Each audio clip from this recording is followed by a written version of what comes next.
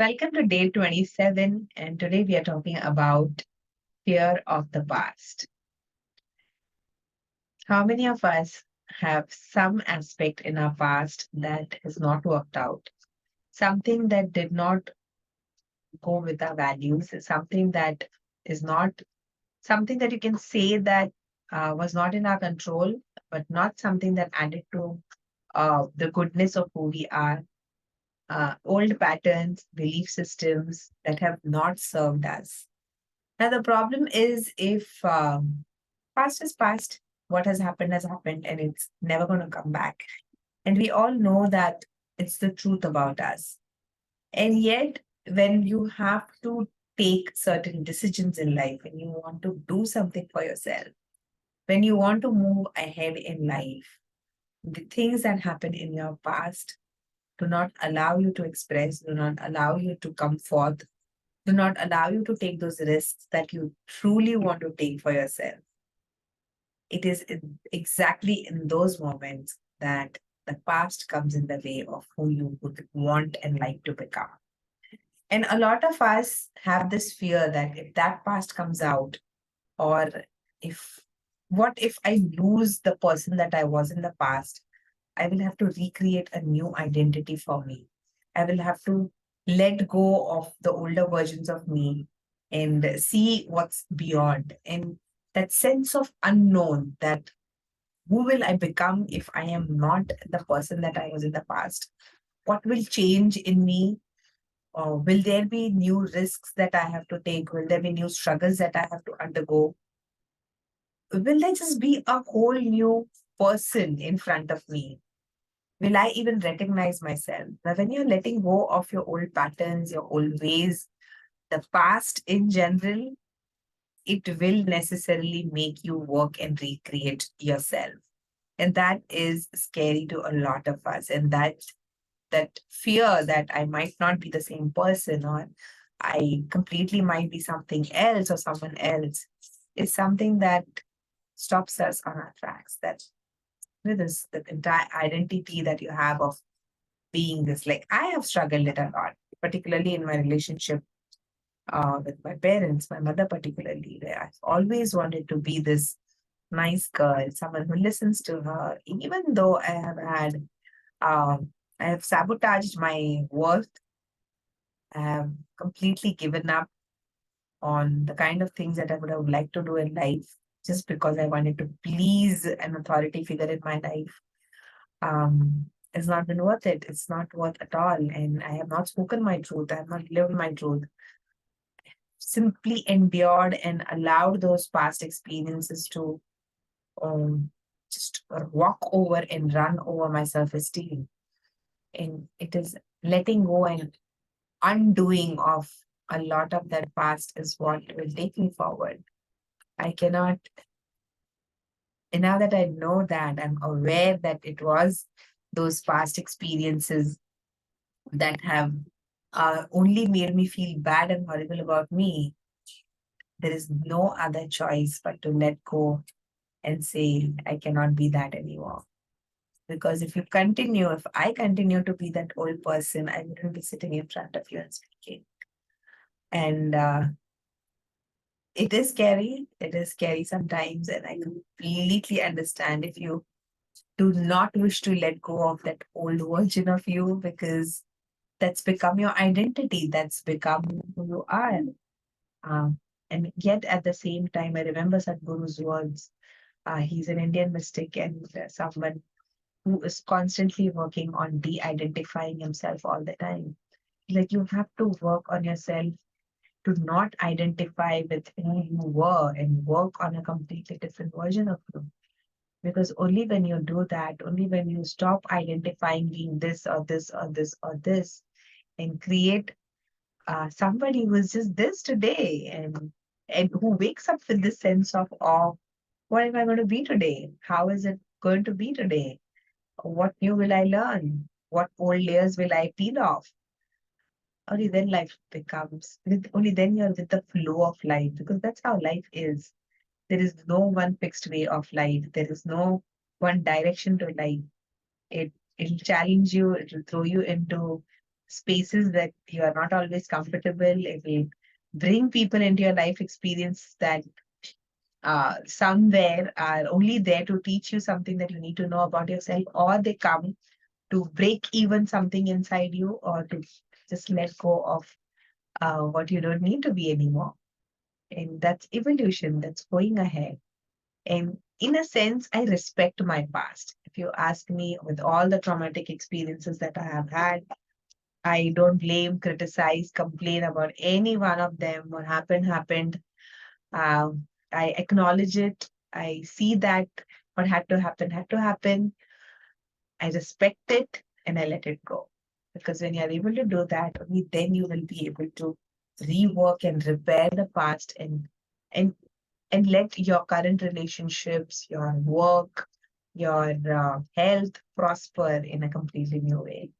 And it's all connected. Everything is interconnected. When you look at your past, present, your future, it's all in this very moment and the choices that you make right now. Let's move ahead and see what we have on the screen. So this is an interesting exercise. If you have a paper and pen, you can grab it and you could do this. We could do this together.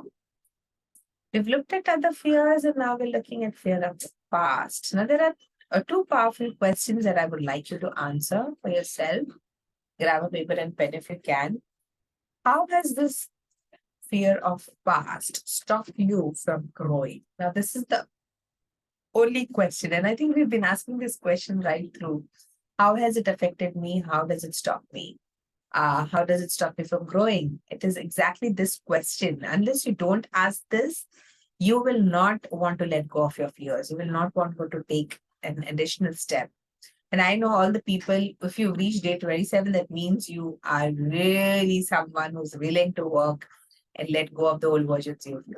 And you are amongst those lucky 4-5% of this planet who does that. Otherwise, most of the people choose to remain in their comfort zones and not want to work on their fears. But if you've come all the way here, that means it means something. It definitely means something. And congratulations if you're able to do that. Also ask yourself, what can you do? Let's say, for example, take any instance from your life. Go back to that event from your past that still haunt you in some way. Like just today, I had a very powerful interaction with my healer, and she did ask me to list out all of those events that are there and how, if they're still haunting you, if they're still in you and doing something to you, what can you do to work on it, or to go past it, or to repair it or rebuild it in some way? Yeah. So go past to, I did mention to you that I was sexually abused. I've even attempted suicide in the past. Now, all of that was past, but it doesn't have to stop me today. If I'm alive, I'm grateful. If I'm here, that means I have a purpose and that I need to just find what to do with it. Yeah. Now, what you can do is, what can you change? You can also work on whatever that happened in your past and give it a new interpretation and give it a new meaning. Like if you look at the my suicide attempt, yes, it was a very traumatic phase of my life where I took such a decision.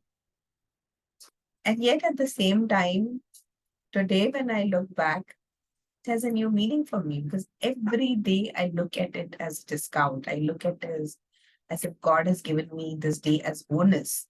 And I am here to live the purpose that God wants me to. I decided to end, and that day I was dead. I was dead to me. This what died was not me, the purpose. What died was the old way of me. What is alive is a new purpose. What is alive is God's will. What is alive is those bonus moments that God has gifted me. And I see every day as a gift. So I can keep thinking about the past and feel bad, or I can choose to look at the new interpretation that I have created for myself, a new meaning, live it. So think about these and practice these in your And you can do this with each of your fears, actually. Just occurred to me, so I did it today. Yeah. To practice a lot of affirmations because affirmations is everything. It's how you think about yourself. The more value and worth you give to yourself is the more valuable and worthy we become. Okay. I am a loving soul. I create powerful now. I am worthy and blessed. These are just few examples. Do a lot more of them by referring to all the statements that are available. You could Google it. I've shared a reference document. Refer to it and do practice them. Practice a lot of gratitude in life. I'm grateful to the person I'm becoming each day. I'm grateful to the people who have shaped me to become who I am today.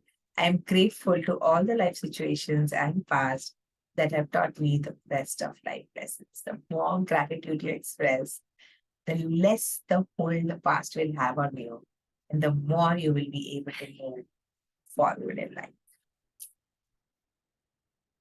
Yes, of course, let's meditate like we always do.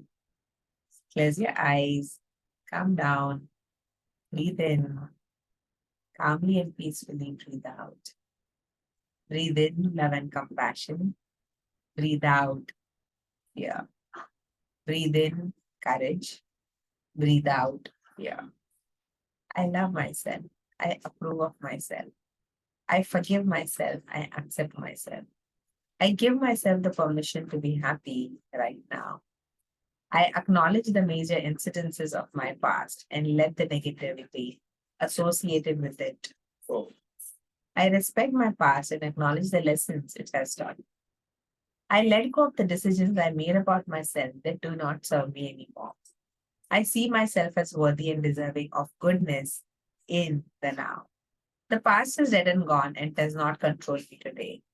I am powerful and in command of my life right now. I let go of all the old beliefs and patterns that have harmed me. I see myself powerful and capable with all my flaws and hold myself in positive regard. I peacefully and calmly let go, let go, let go of my fears. You can repeat this as many times as you want. And it is my sincere prayer and request to God that each and every person is able to let go of their old versions and live as a new every single day. I wish you greatness every single moment of your life. Tomorrow at day 28, I have another exercise for you. So, along with the day 28 fear, whatever that is there in it, I will also be doing a separate exercise on how you can use powerful questions apart from the one that we are already doing in journaling as a journaling practice that will help you overcome fear and anxiety. See you tomorrow.